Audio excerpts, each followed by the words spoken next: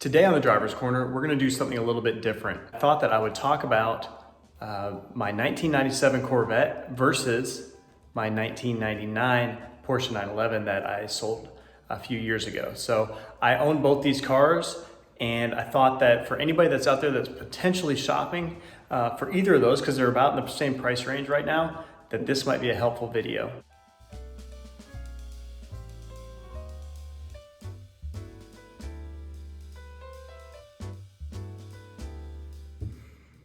So as I mentioned in the intro, today we're going to be talking about the 1998 Porsche 911 versus the 1997 98 C5 Corvette. So Car and Driver did an article about this back in 1998, and it was a pretty awesome comparison. So at the time, it was a weird thing for them to actually compare these two cars because the Corvette was actually $30,000 cheaper than the Porsche 911 was at the time. So it was an odd comparison because you're pretty much not comparing apples to apples, but the platforms were considered to be apples to apples. So when they took them out to the test track, they kind of knew that these cars have been duking it out on the track for the last several decades, and they knew that somebody might be shopping for a 911 and then might need to consider the Corvette instead.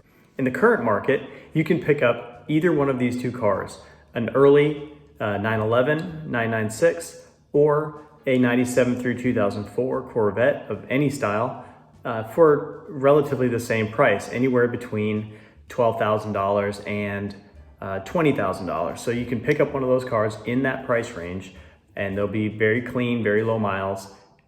So why not compare these two? The Corvette is a front engine, rear-wheel drive vehicle.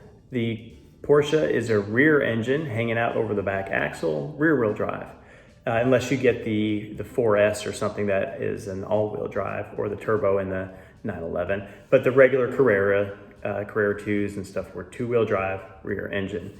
The Porsche had 296 horsepower when it left the plant, and it would do 0 to 60 in less than 5 seconds.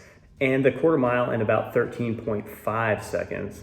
The Corvette, on the other hand, of the same era, had 345 horsepower for the earlier models, and it did 0 to 60 in about 4.8, so a little bit less than 5 as well, and it did the quarter in 13.3, so slightly faster. The power comes on lower in the Corvette, so you have a lot more, it feels like a lot more torque, and the Porsche seems to have a more linear power band where you get power throughout the range versus just on the bottom end, where I feel like the Corvette seems to kind of go flat a little bit near the top of the power band. I used both of these cars as daily drivers. So when I owned my 996, I drove it for about 3 years, almost every single day. I bought the car with under 100,000 miles, and by the time I sold it, it had 108,000. We'll get into why I sold it and kind of what happened between 104 and 108,000 miles in a little bit when we start talking about reliability. But regardless, both of them are fairly adequate daily driver vehicles. So both of them had manual transmissions, and both of them were really kind of a fun car to drive on the street, yet also tame enough where you could sit in traffic with it if you needed to. Both of the cars have similar storage space. So the 996 has a frunk or a trunk in the front where the engine would be if it had been like a Corvette. So there's a large storage area there. It's really deep. You can fit some luggage in there, whatever you need to. There's also a back seat in the 911, which is really cool. So you can fold the back seats down, and then there's a package tray back there. For me, the 996 was kind of edged itself forward a little bit on practicality because at the time I had 2 small children, and so my entire family could get in this car and we could go for a drive, which was really nice. We're going out to eat on a date night with the kids or whatever with us. We could do so with the 996, where I can't do so in the Corvette. So there's no back seat in there, and it's just a date night car for my wife and I, or cruising with one of my kids to Cars and Coffee versus taking both of them. So the Porsche kind of won that one for me a little bit, just because it was more practical for my family. Now that being said, both of these vehicles and the manufacturers were heavily criticized for the interior components in the cars, especially in the base model. So the Porsche, you could get a leather wrapped and trimmed, high end interior, but the base model, the standard trim, and that was just kind of plastic. Very similar complaints to the Corvette, and again, no cup holder. The Corvette kind of has one, but not really. So very similar on the inside. And I will also say the 996 was a little bit creaky and a little bit rattly that I wasn't expecting from a vehicle like a Porsche 911, but that is kind of what happened. So both of them on the interior, I think you're going to be equally as disappointed, and it's just something you're going to have to kind of live with if you're looking at either of these two cars, is that for the time, these manufacturers were doing their best to stay afloat, trying to push these cars forward, and they had to skimp in some areas. And honestly, if somebody's going to skimp, I'd rather be on interior. I don't want other areas of the car to be incredibly failure prone because they spent their money on interior parts versus making sure that the engineering was correct. Let's get into that just a little bit. I will say that by now, the test of time has kind of pushed itself forward, and everybody kind of knows the faults of these cars. So there are a lot. You can search on the web all you want and look up the issues with the Porsche 996. I'm sure that for the first 30,000 miles of these cars' life, they were probably pretty comparable as far as maintenance and making sure that the cars were running well. So I don't think you would have seen, if you'd bought these brand new, a major problem, except for those people that ended up with the IMS issues early in their car's life.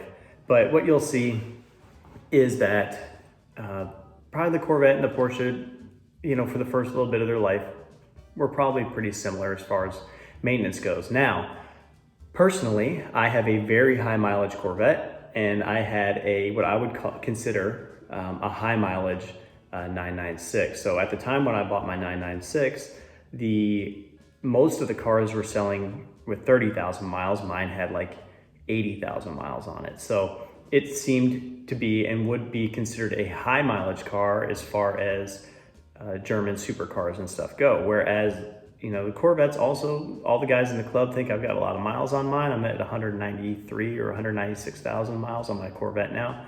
And that's pretty high miles for a sports car. So what happened to me with the 996 around 104,000 miles is I had a catastrophic coolant issue on the driver's side head. So the driver's side head developed a crack. I'll put some pictures up here. And it started leaking refrigerant or coolant, into the oil. So I caught it really quickly. I shut it down, and I went through a couple little troubleshooting, like, is it the oil cooler? Could it be one of these other things? And then I started looking at what it's going to take to get the car back on the road. Unfortunately, the cost to put an engine in a Porsche 911, no matter what year or era you have, pretty much exceeds the value of the vehicle. So what I ended up doing is deciding to do the repair myself. So I dropped the engine out myself.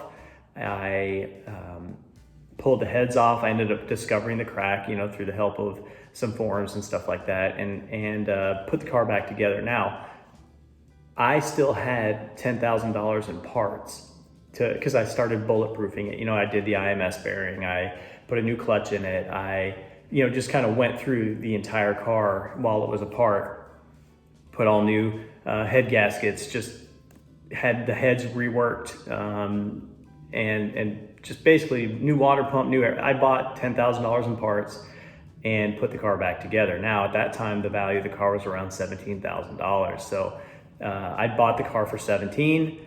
I put another 10,000 in parts in the car, not including my labor. So I was at 27 in the car, and the car was worth $17,000. So that was a tough pill to swallow, but I did get the car back up and running. It was better than it had ever been.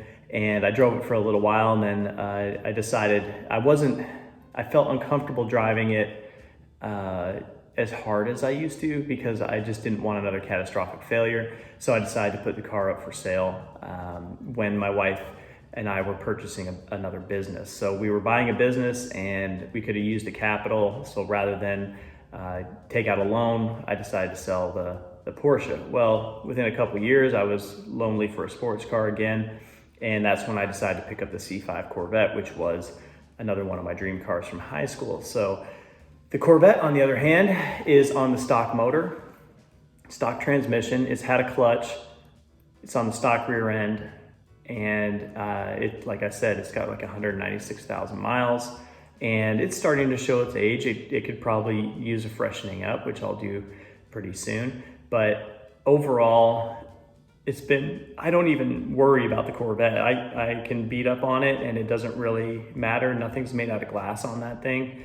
It's just dead reliable, which I think over the test of time, the Corvette has probably proven to be a more reliable, steady vehicle than the Porsche 996 has been. I do think that they're on a different level. Similar driving experience, yes. But the Porsche was probably a better sorted car. But like Car and Driver said back in 1998, that came with a $29,000 premium base over base. So I don't know if that's worth it. And I definitely know that right now, for me, driving my Corvette, I don't have any worries. If I was out purchasing another 996 right now, I would be making a laundry list of items that I would need to do to a 996 in order to make it reliable and safe for the engine. And so I think that's the difference here, is that the Corvette can continue to be just a dead reliable vehicle throughout its entire course of ownership versus the 996 that was pretty maintenance hungry and ultimately did require a rebuild, what I would consider to be early in a vehicle's life. The big question is, which one would I buy right now if I was out shopping? Well, it really kind of depends. Honestly, I love the 911 shape. I love the 911 driving experience. I might be a little bit biased on that. It depends on what you're looking for. If you know what you're getting into, and if you want to drive a 911, then the 996 is the cheapest way for you to get into that shape, to get into the Porsche experience. So obviously that would be your choice. If you're looking for a fun car to drive, it's one that will still turn heads and get you attention, then I'd say the Corvette is probably going to fit the bill for you. If you're not trying to fill some childhood dream and you just want something fun to drive, then the Corvette is probably the wiser choice. For me, I'm still in love with the 996. I still miss it, and I feel like I'm going to have another Porsche 911 someday. So even all the heartache and pain that I went through with mine hasn't scared me off. So that tells you that there's something pretty special about that car. Now, Car and Driver in 1998 did choose the Corvette as the clear winner over the 996, and I don't blame them, if nothing else, just based around the buy-in cost and the repair cost. So you can buy a Corvette with low miles and you will have hundreds of thousands of trouble-free miles out of that thing.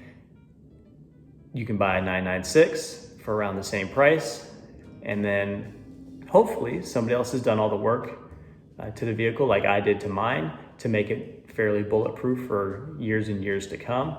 But you just know that someday in the future, you will have a very large repair bill that's going to shock you beyond belief. If you have any questions, comment below. I try to respond to everybody that asks a question. I have owned both of those. I owned the Porsche for longer than I've had the Corvette. I assume that I'll have a Corvette for quite a while. My Corvette is my project car right now, so I drive it all the time and I'm doing a bunch of projects. So feel free to check out some of my videos about the Corvette. And if anybody has any questions about ownership of these vehicles, comment below and I'll try to respond. Thanks so much and have a great day.